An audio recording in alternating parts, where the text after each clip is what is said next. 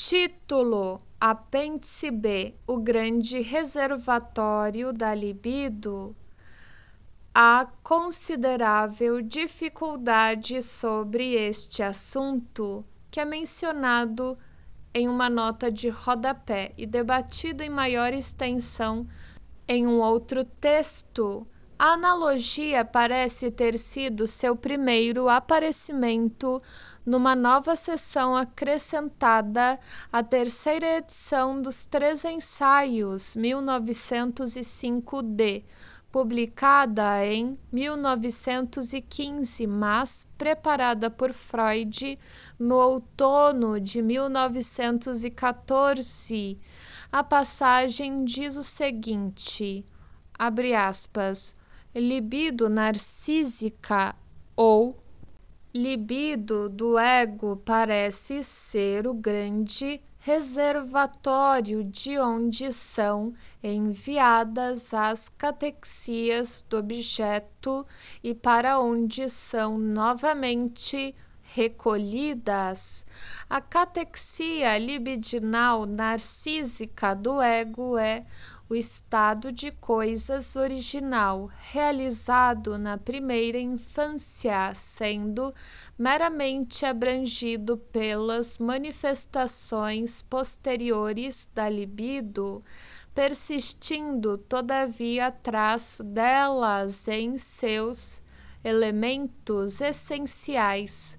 A mesma noção, contudo, for expressa anteriormente em outra analogia favorita de Freud, a qual aparece às vezes como alternativa e outras vezes lado a lado do grande reservatório. Essa passagem anterior encontra-se no artigo sobre o próprio narcisismo, 1914c, escrito por Freud na primeira parte do mesmo ano de 1914. Abre aspas. Assim, formamos a ideia de que há uma catexia libidinal original do ego, parte da qual é posteriormente transmitida a objetos, mas que fundamentalmente persiste e está relacionada com as catexias objetais. Assim, como o corpo de uma ameba está relacionado com os pseudópodos que produz, fecha aspas. As duas analogias aparecem juntas num artigo semipopular escrito ao final de 1916 para um periódico húngaro, A Difficulty in the Path of Psychoanalysis. Abre aspas, o ego é um grande reservatório do qual flui a libido que se destina aos objetos e para o qual ela flui de volta desses objetos. Como ilustração deste estado de coisas, podemos pensar numa ameba cuja substância viscosa emite pseudópodos. Fecha aspas. A ameba apareceu mais uma vez na Conferência 26 das Conferências Introdutórias 1916 até 17, que datam de 1917, e o reservatório em Beyond the Pleasure, não sei se é Beyond ou Behind, acho que é Beyond the Pleasure Principle. Abre aspas. A psicanálise chegou à conclusão de que o ego é o verdadeiro e original reservatório da libido e que somente desse reservatório é que a libido se estende aos objetos, fecha aspas. Freud incluiu uma passagem muito semelhante num artigo de enciclopédia que redigiu no verão de 1922. E então, quase imediatamente após, veio o anúncio do ID, e o que se parece com uma correção drástica das afirmações anteriores. Abre aspas. Agora que fizemos distinção entre o ego e o id, temos de identificar este último como o grande reservatório de libido, fecha aspas, e ainda, abre aspas, bem no início toda a libido está acumulada no id, enquanto que o ego ainda se acha em processo de formação ou ainda é fraco. O id envia parte desta libido para catexias objetais eróticas. Em consequência, o ego agora, tornado forte, tenta apoderar-se dessa libido do objeto e impor-se ao id como objeto amoroso. O narcisismo do ego é, assim, um narcisismo secundário que foi retirado dos objetos, fecha aspas.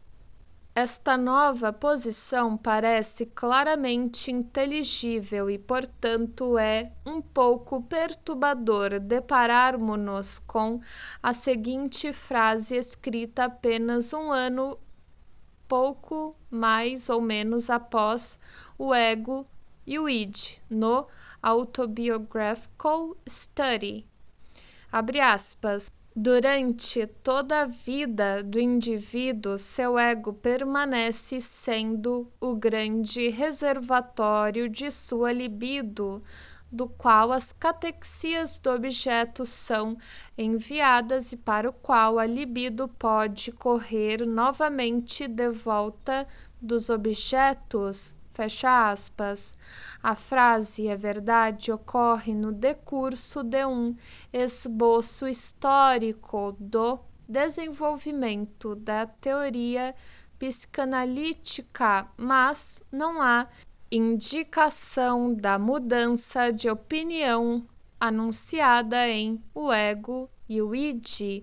E finalmente encontramos esta passagem num dos últimos trabalhos de Freud, no capítulo 2 do Esboço de Psicanálise, 1940A, escrito em 1938, abre aspas. É difícil dizer algo do comportamento da libido no id e no superego. Tudo o que sabemos sobre ele relaciona-se com o ego, no qual, a princípio, toda a cota disponível de libido é armazenada. Chamamos a este estado absoluto de narcisismo primário.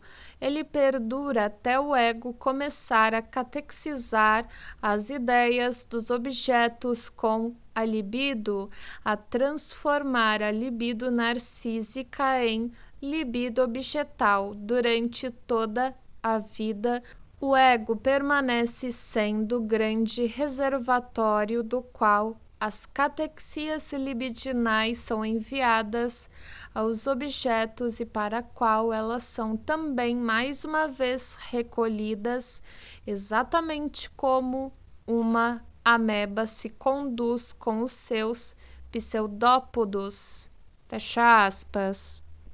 Indicariam essas passagens posteriores que Freud retratou-se das opiniões que expressou no presente trabalho? Parece difícil de acreditar, e há 2 pontos que podem ajudar no sentido de uma reconciliação das opiniões aparentemente conflitantes. O primeiro é muito pequeno. A analogia do reservatório é, por sua própria natureza ambígua, um reservatório pode ser encarado como um tanque de armazenamento de água ou como uma fonte de suprimento de água. Não há grande dificuldade em aplicar a imagem em ambos os sentidos, tanto ao ego quanto ao id, e teria certamente esclarecido as diversas passagens em que foi citada. Se Freud tivesse mostrado mais exatamente que representação se achava em sua mente. O segundo ponto é de importância maior. Nas novas conferências introdutórias, apenas algumas páginas após a passagem mencionada na nota de rodapé acima, no decorrer de um estudo do masoquismo, Freud escreve, abre aspas, se é verdade que o instinto destrutivo, assim como o ego, mas o que temos aqui em mente é antes o id, a pessoa integral, inclui originalmente todos os impulsos instintuais. Fecha aspas. A frase entre travessões aponta naturalmente para um estado primitivo de coisas no qual o id e o ego ainda são indiferenciados e há uma observação semelhante, mas mais definida no esboço, desta vez 2 parágrafos antes da passagem já citada, abre aspas. Podemos imaginar um estado inicial como sendo o estado em que a energia total disponível de Eros, a qual doravante mencionaremos como libido, acha-se presente no ego-id, ainda indiferenciado, fecha aspas. Se tomarmos isto como sendo a verdadeira essência da teoria de Freud, a contradição aparente de sua expressão é diminuída. Este ego-id foi originalmente o grande reservatório da libido, no sentido de ser um tanque de armazenamento. Após a diferenciação ter ocorrido, o id continuaria como tanque de armazenamento, mas quando começou a enviar catexias, quer para objetos, quer para o ego, agora diferenciado, ele seria, além disso, uma fonte de suprimentos, mas o mesmo também seria verdadeiro quanto ao ego, pois este seria um tanque de armazenamento da libido narcísica, bem como, segundo um dos pontos de vista, uma fonte de suprimento para as catexias objetais. Este último ponto nos conduz, todavia, a uma nova questão, segundo a qual parece inevitável supor que Freud sustentou opiniões diferentes em ocasiões diferentes. Em o ego e o id, abre aspas, bem no início toda a libido está acumulada no id. Fecha aspas, depois, abre aspas, o id envia parte desta libido para catexias objetais eróticas, fecha aspas, as quais o ego tenta controlar, impondo-se ao id como objeto amoroso, abre aspas. O narcisismo do ego, assim, é um narcisismo secundário, fecha aspas.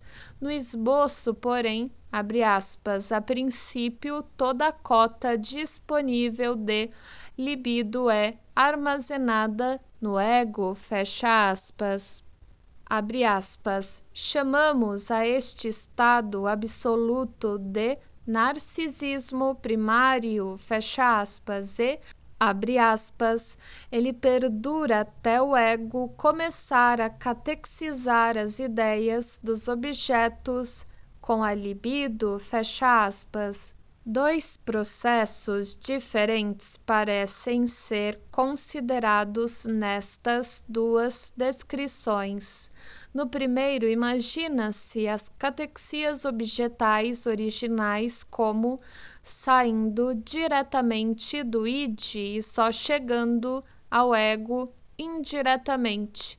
No segundo, a totalidade da libido é imaginada como indo do id para o ego e só chegando aos objetos indiretamente. Os dois processos não parecem incompatíveis e é possível que ambos possam ocorrer.